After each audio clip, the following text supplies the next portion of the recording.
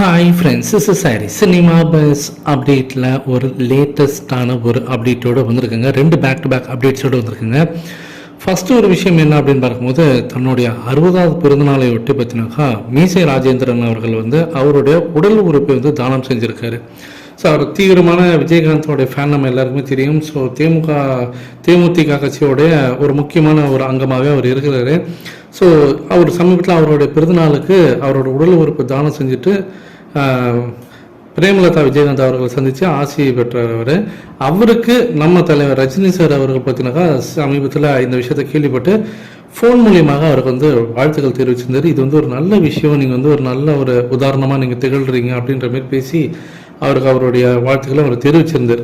So இந்த விஷயம் பார்த்தீங்கன்னாக்கா இப்போ ஆன்லைன் சோஷியல் மீடியாவில் வைரலாக பின்னாங்க உடல் உறுப்பு தானம்ன்றது என்றைக்குமே ஒரு சிறந்த ஒரு உதாரணம் அப்படின்னு தான் சொல்லலாம் எல்லாருக்குமே.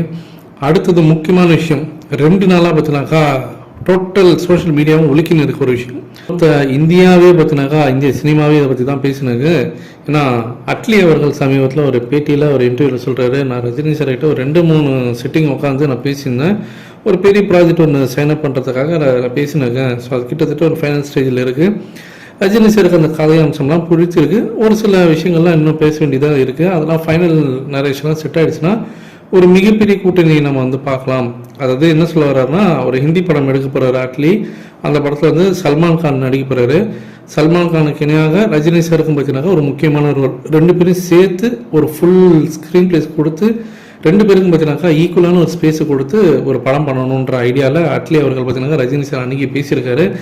1-2 சிட்டிங்கில் பார்த்தீங்கன்னாக்கா பேச்சுவார்த்தையில் ஈடுபட்டிருக்காங்க. இன்னும் போகணும். அது கிட்டத்தட்ட ஒரு அரை கிணறு தான் தாண்டி இருக்காரு.